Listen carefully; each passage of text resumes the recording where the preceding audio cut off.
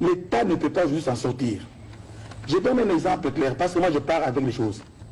Le gouverneur Moïse Katumbi arrive, il est reçu, et le président dit avec un jeune entrepreneur comme ça, il faut qu'on puisse promouvoir la classe sociale. On permet au gouverneur Katumbi d'acheter une mine de la Gécamine. Il l'achète à 6 millions de dollars. 6 millions de dollars.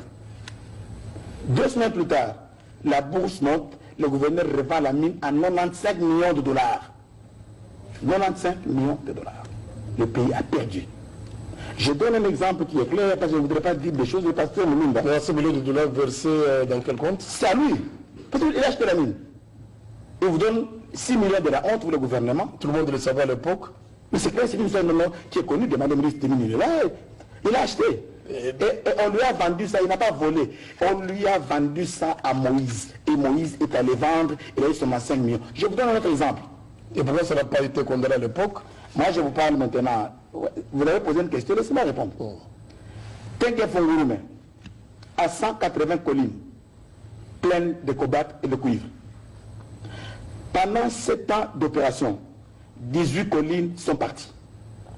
Et quand tous les miniers qui sont là, ils ne payent que la taxe d'exploitation, mais la valeur de nos minerais sur le marché, on vend à combien? Le Congo n'a pas ça.